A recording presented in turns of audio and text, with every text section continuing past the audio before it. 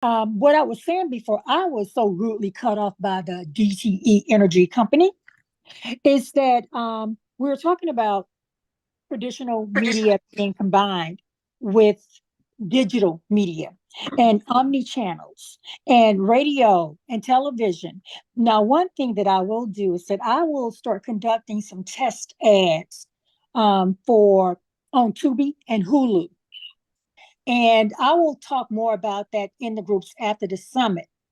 With the Tubi and the Hulu, I'm going to talk more about your company, not about the orgs.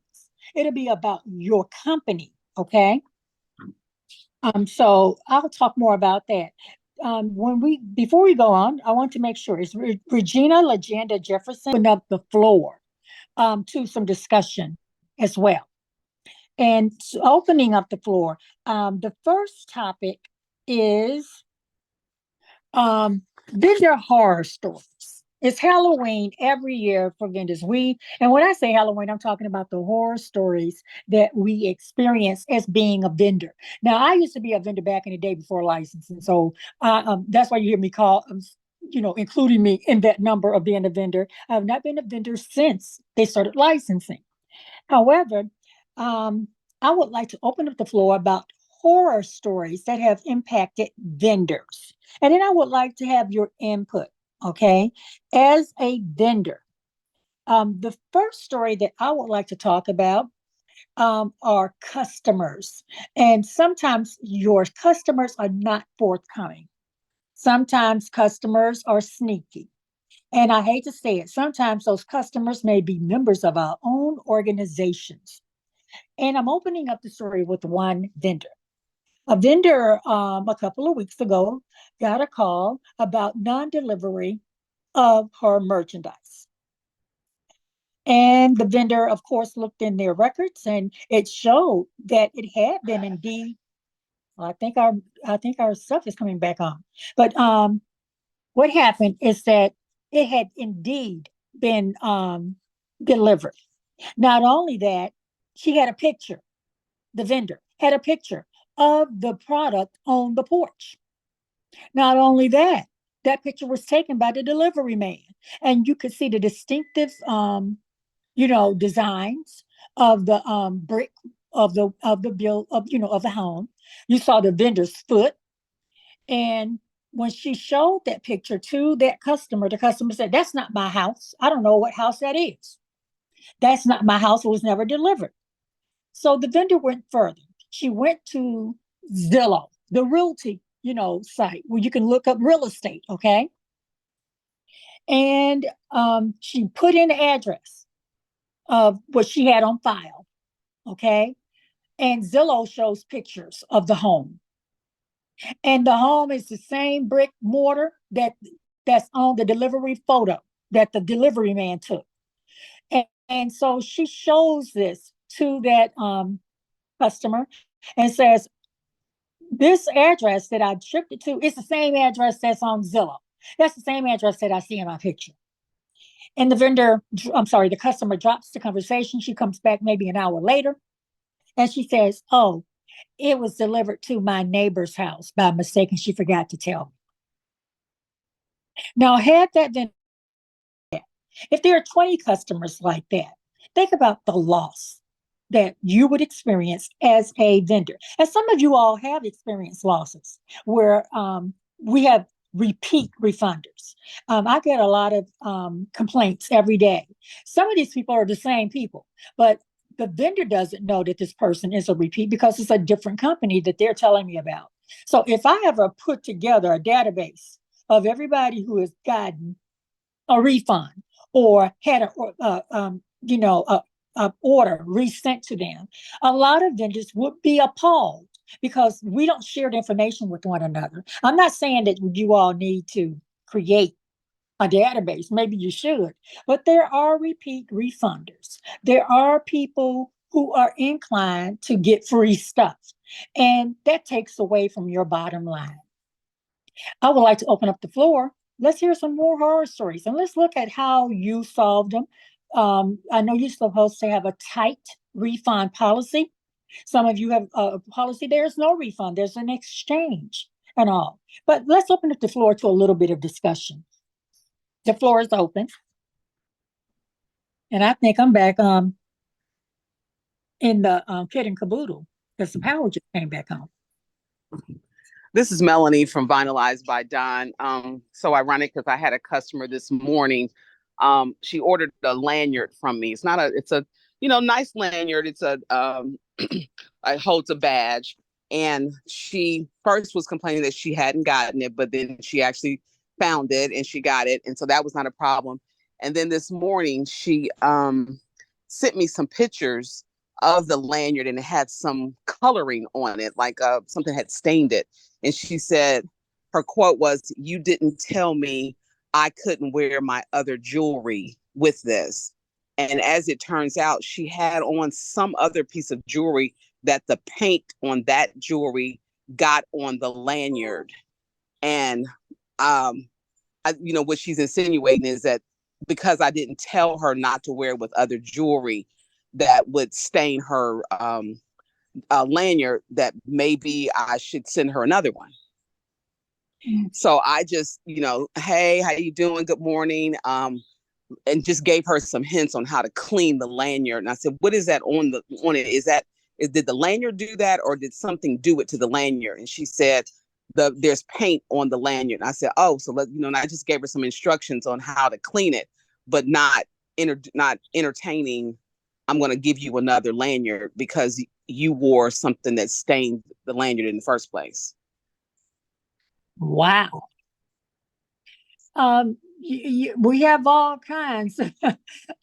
We had one time where a customer claimed up and down that she did not get her anniversary shirt, or maybe it was a shirt that she was, a top she was going to wear to an anniversary event. But nevertheless, we've had where and there have been several instances where people said, I did not get my merchandise. And then if you go to their Facebook page, they got on your stuff. And you've refunded them their money. Or either sent them another shirt or another, item. I would say go into investigative mode. Because a lot of times when people buy they want to be pictured in it. They want to be memorialized in it. They take pictures and then they forget and they put it on the internet. And you see them with your products on. So you may have to get into investigative mode, and also you may need to look at and keep a close tab on those customers. There has been a ring. Now, there was a ring one time. This was a couple of years ago. It was the same group, and they all knew each other. And all of them were known for returning stuff until we busted them. Like, okay, y'all are in the same little circle, same network. It's always the same thing, the same complaint. And we always have the same result where we give you back your money or you are resent that order. So you need to be cognizant of that as well. Do we have any other horror stories? Angelica? Yes. Hey, this is Shamika. I'm from Mimi's Couture. Yes. I think that for me, the biggest aggravation is no matter how much you put that something is a pre-order or whatever the case may be, you're going to always have those people that just... Am I the only one getting it? Oh, okay. But you're going to have those customers that just refuse to read. And so I'm in a chargeback dispute right now with the customer who issued to their bank that they received their item damaged. I looked at the order number, looked at the information, the chargeback showed up on my back end, and it said that it was a pre-order item, that I had not even shipped the items out yet. But she had put in a whole report to her bank that she received damaged goods and that they were not in good repair and all these things. And so it did give a number.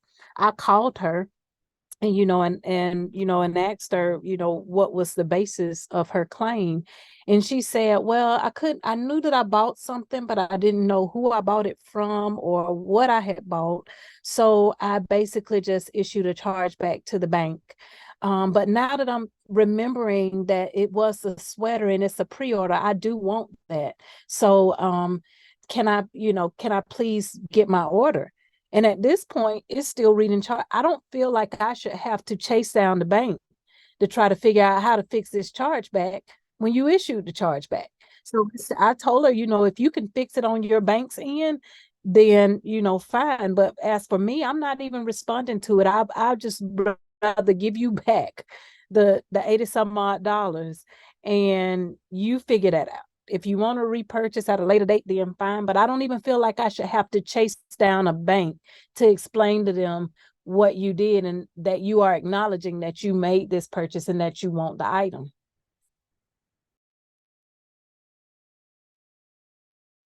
That is something else, and it also hits your bottom line. It takes away from your profit, and then a lot of times when customers are angry, they're not keeping it to themselves.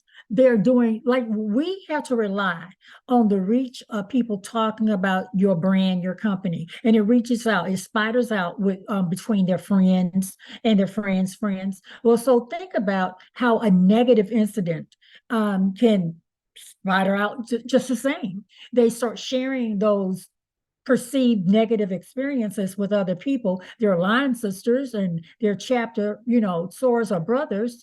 And it just, it can be very detrimental to the branding of a company. And not only that, you're losing some part of the trustworthiness of your brand, but also you're losing money along with it. It can go far, just like the good news can go far. Bad news and adverse remarks can go far as well. Do we have any other horror stories? I think Regina has just signed on. Good afternoon. Yes, hello. And this is Regina Legenda Jefferson, right? That is correct. Okay. Well, you know what? We had a kind of snafu because my power went out because they've been working because of the storms in the area. So I'm getting back on. Okay. However, we were like ahead of time in a way. And would you like to present now? No, actually, I logged on so that I can participate, but I'm participating with my husband, Okay. and he's not ready either. So, Okay, well, we can go to one of the other topics without your screen share because we have one I would like to cue you in on about understanding the process of okay. fulfilling customer large orders. And this might speak to Shamika's incident as well, because Okay. our customers, a lot of our customers do not understand the process to Oh fulfill a boy. custom or a large order. Maybe we have to Okay. educate them, but Regina, let's talk about that. Okay. Are you guys, you said you're okay with my screen being off for Yeah, now? yeah. Okay, great. So can you tell me what was the question, or would you like me to begin with the process for a large order? Well, why is it important that they know about it? And what It's do you need? important because what comes into play is, well, everything: price, um, when you need it in hand, um, what you want on it, sizes, colors. The process is huge because sometimes people think, you know what, I'm having a family reunion, because it's not always just for the sorority that we make huge orders, but they may say, I want to have a family reunion. And based on items that they've seen in a creamery or word of mouth, that someone has said, this vendor is great at making shirts, and they reach out to you, they want 200 shirts in 2 weeks. Well, is it doable? And they will reach out and to ask, is this something that you can do? The answer to the question is yes, because I can do all things through Christ that strengthens me. However, what is it that you need from me specifically? Do you have a file that is high def, print ready? That's the first question.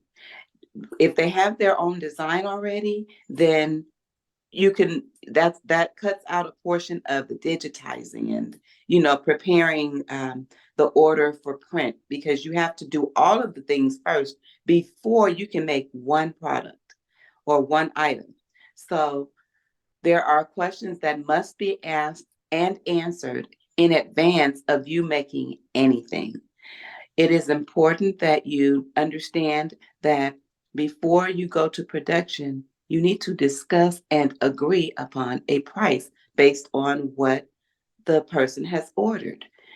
You need to know how many of which sizes and what colors they want, because you have to explain to them about supply chain.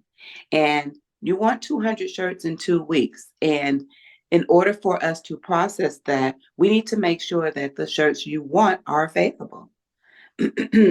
All of this happens before you can press anything. Do you want embroidery? Are you asking for screen print? Are you looking for vinyl? There are so many options to what is needed before, once again, you can go to production. Once you start production, you get the approval for the color, the design, the type, the type of shirt. Is it V-neck? Is it crew neck? Is it off the shoulder? All of the details that are that must be in place first before you print something or go to production is important, because once that has been agreed upon and you press everything, or you get the okay, make sure you always get the okay in writing. If you don't, and you print something, they say, yes, that looks great, and you're on a Zoom or a FaceTime or whatever it is that you're communicating, where you're showing the design, the mock-up of the design, then it's approved by them. You print, then at the end they say, oh, I really want my name, or my family name to be bigger or smaller, or I need it moved over. No. Once the process has been completed and you have moved to production, it's done. Sometimes people don't understand about the changes or the changes that are being requested. What we've done at High Five Graphics, and by the way, I'm Regina Legender Jefferson from High Five Graphics. So what we do is we learned that when people place a large order, once we've gotten the details down, then we ask then we ask them, or we let them know, we have 3 design changes that are available for you. Because if not, you could be making changes for a whole week before you go to production. No, I like this a little bit bigger. I like this a little bit smaller. And honestly, you guys, I was guilty of that for the vendor who I would go to prior to me becoming a vendor, because I didn't understand. I thought, well, heck, if I see the finished product and it doesn't feel like what I really wanted in my mind, then just change it. But my husband is a digitizer, and he said, Gina, making those changes means I have to go back in and start from scratch. Well, I didn't understand that. And honestly, I didn't care, because at the end of the day, I want what I want and I'm going to pay you for it. Well, that's the key. You're going to pay for it. So the ultimate experience in planning and communicating and executing the process is communication. Just remember, when you're reaching out to a vendor, or a vendor is in communication with you about a large order, make sure you are clear in what it is that you're asking for. Ask them for an in hand. When do you need this in hand? You guys, if your event is on the 20th, you don't need it in hand on the 20th. You need it in hand before the 20th, unless that vendor is coming to your event to drop off. And that's a lot of times things that people don't think about. So if you say, I need this in 2 weeks, what does 2 weeks look like to you? What do you mean 2 weeks? Is it 2 weeks on the 12th? Is it 2 weeks on the 9th? Am I to start my 2 weeks, including the weekends? So the process is immensely important. It's important for any order, but it is specifically important for a large order, because the large order has to be distributed. People are waiting for their orders. Somebody's always going to get a shirt or get an item and say, it doesn't fit. I ordered a size medium. You gave me 3 mediums, and you gave me 3 smalls and 1 large. And then you have to be mindful of specifically what they ordered on their invoice. Keep all detailed records of communication with the person who's placing the order. Or if you are ordering, make sure you keep a detailed list of what you ordered, so that when you get your order, you count it, make sure you got everything that you were supposed to have gotten before you start the distribution, because that will cut down on the level of discrepancies that you might have. For vending on our part, we do double, triple and we call it the double, triple, because we want to make sure that if you ordered 300 shirts, you got the 300 shirts that you ordered. Now, if you ordered 300 shirts and Sandra got a medium and she wanted a small, you got what you ordered. And you check off, we have we do, again, the double, triple. So we check, one of us does the orders. If we have 75 small, we got 75 small, we count them out before we put them in the box. Well, he hands me the shirts. This is 75 small. Before I put those shirts in a box, I count them, 75 smalls. Then we put them in the box. That's the triple. We count 75, we write on the box 75. Then we go to medium, and then we go to large. So we move through to make sure that we have gotten the orders, the details, the numbers, and the colors correct before we box. Then we box them up. So when you get the shirts, and we also include a sheet, the invoice that you have ordered. So when you get those shirts, you see that we have checked it off. And then when you get it, before you distribute them, you check them off. So the process, you guys, is huge. Just make sure that all of the boxes are checked before you go forward with placing a large order, and to make sure that your expectations are realistic and you have communicated with the vendor that this is when I need them. This is, if they're not potentially going to be in hand at that time, then you guys, is huge.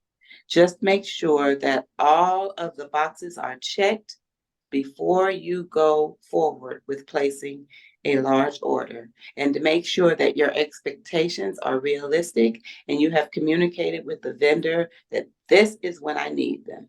This is, if they're not potentially going to be in hand at that time, then the vendor will likely tell you, you know what, we're up against a time crunch.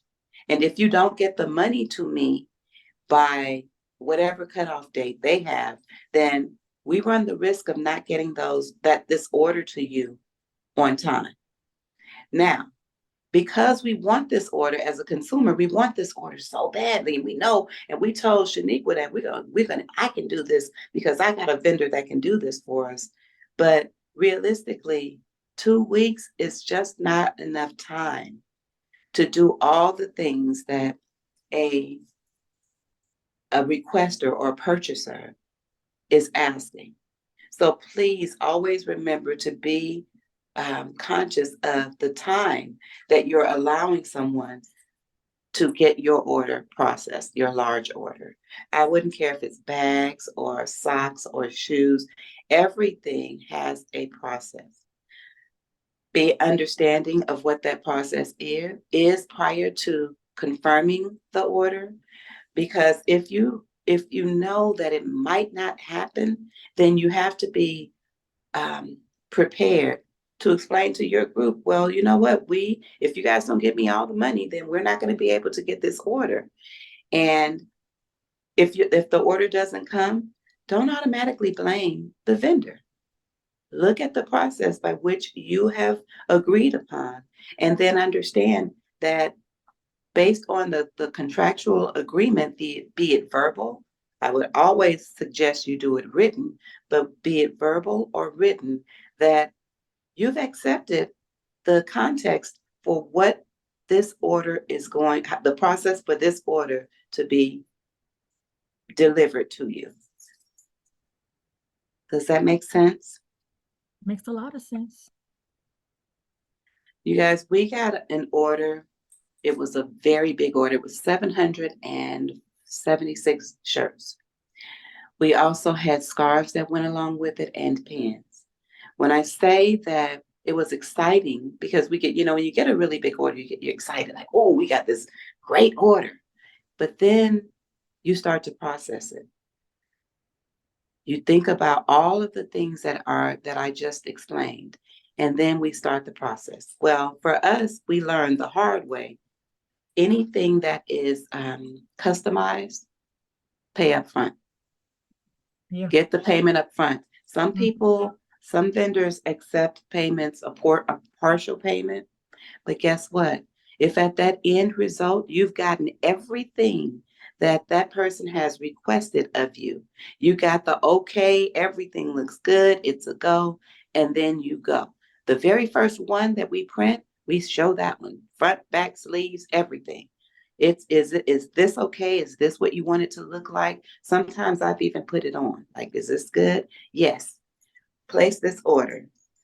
Then we get to, oh, let me stop for just a second. We got a request for an order. They said, okay, how much would it be? You guys know when you want something, you say, how much would it be for you guys to print 700 shirts for us? Oh my God. It depends on what's on it. Like, there's a lot of things that factor in those things that I explained to you. What are the colors? What are the sizes? Because size 2X and above, you have to include or add fees. Why? Because when you order those shirts, I don't make the shirts. I have to order them. When I order them, the larger sizes cost a little bit more. So you have to make sure that you've communicated that, right? So you tell them all the factors that are included in this order, right? Well, you give them a price. They say, okay, I want a red shirt with white writing that says DST across the front. Okay, that's great. 700 shirts, that's no brainer, very inexpensive. We can do this for you. We give them the price based on the amount of shirts that are ordered, the sizes, the location, when are you going to need them? Is it a rush order? All of those things, right? Then they come back and say, well, you know what? My committee said they don't like the design of just the symbols. So they want the symbols, they want the fortitude, they on the sleeve, they want, so now they're adding sleeves. And then on the other sleeve, they want a pyramid. Then on the back, they want all the names of the chapters. Okay, you guys. They had 2 colors. When we finished, just the front had about, I'd say, 11 colors just on the front. The sleeves had a different, more colors on the sleeve. On the back, it was just, on the back, the chapters was just one color, but then there was another design on it that the gradients are different colors that you guys don't always, as consumers, you don't understand that. So when I came back, I said, this is going to be an additional cost because you've changed the design completely. And you've changed in adding all of these colors and details. So when you start to add things, you think, well, you told me that, this shirt is going to cost $8. Well, it was $8 with one color on front. But you've added all of these additional components. And that means one shirt has to be touched a total of 8 times minimum. And that's just one shirt with all of these colors. So I don't make the transfers, but I process them. When we gave them the new price, we gave them the new price based on what we got. When the response was, I thought you said it was going to be $8. My knees almost buckled. So you thought that what you ordered initially was going to be $8. And then you changed it and added 1, 2, 3, 4, 5 different additions with a multitude of colors, that price automatically is going to go up. Well, should it have gone up $4? It actually should have gone up more. So be mindful that when you request an order, especially a large order, to extend the amount of time that is available to do the order. Even if you know that your event is going to be in 2 weeks, say, I need this in a week. Let the vendor tell you that they can or cannot do it. Don't change in the middle of the process. You want to change something, because if you change something, know that that time will also need to be extended. The vendor has to also pivot and prepare. So the process is not just, I want an order. This is what I want on it. Can you do this for me? That's yes. The answer is always going to be yes. This is the order you have. It doesn't really matter what you want on it, because there is a vendor that can do it for you usually. But you got to understand the process and be a part of the process all along the way. Does that help? It helps a whole lot.